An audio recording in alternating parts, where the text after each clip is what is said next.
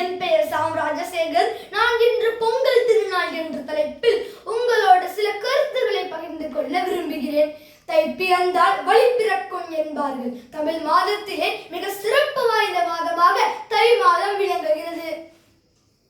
பொங்கல் பண்டிகையானது தமிழர் கலாச்சாரத்தை உணர்த்தும் பண்டிகையாகும். இது தமிழர் திருநாள் என்றும் அழைக்கப்படுகிறது. பொங்கல் பண்டிகையானது 4 நாட்கள் கொண்டாடப்படுகிறது. அவை போகி பண்டிகை, தை பொங்கல், மாட்டுப் பொங்கல் மற்றும் காணும் பொங்கல் ஆகும். முதலாவதாக போகி பண்டிகை பற்றி பார்ப்போம். பழையன கழிதலும் புதியன புகுதலும் போகி பண்டிகையின் சிறப்பாகும். வீட்டில் உள்ள பயனற்ற பொருட்களை நீக்கி வீட்டை தூய்மை செய்யும் நாள் போகி திருநாள்.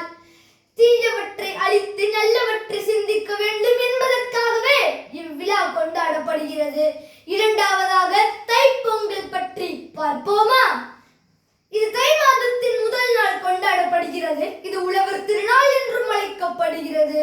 இந்நாளில் வாசலில் வண்ண கோலமிடுவர், மாவிலை தோரணம் கட்டுவர், புதுப்பானையில் புத்தரிசியோடு வெல்லம், முந்திரி, நெய் சேர்த்து பொங்கலிடுவர். பொங்கலுக்கு பொங்கி பெருகுவது என்றும் பொருள் உண்டு.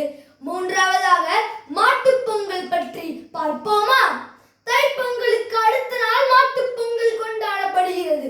மாடுகள் இருக்கும் இடத்தை தூய்மைப்படுத்தி மாடுகளை குளிப்பாட்டி வண்ணம் பூசி கொம்பு சீவி உழவு கருவிகளை வைத்து வருடம் முழுவதும் நமக்காக உழைக்கும் மாடுகளுக்கு நன்றி கூறும் தினமாக பொங்கல் வைக்கப்படுகிறது. மாட்டுப் பொங்கல் அன்று கிராமங்கள் தோறும் ஜல்லிக்கட்டு நிகழ்ச்சிகள் நடைபெறும்.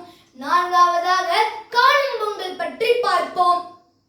இந்த 4ஆம் தின பொங்கலுக்கு கடுப்பொங்கல் அல்லது கன்னிப் பொங்கல் என்றும் அழைக்கப்படுகிறது. இந்நாளில் உற்றார் உறவினர் மற்றும் நண்பர் வீடுகளுக்கு சென்று அவர்களை கண்டு மகிழ்வர் மற்றும் பெரியவரிடம் ஆசி பெறுவர். பொங்கல் தினத்தன்று ஏராளமான விளையாட்டு போட்டிகள் நடைபெறும். அவை கபடி, சிலம்பம், உரியடி, மாட்டு வண்டி பந்தயம் மற்றும் ஏறு தழுவுதல் போன்ற நிகழ்ச்சிகள் நடைபெறும்.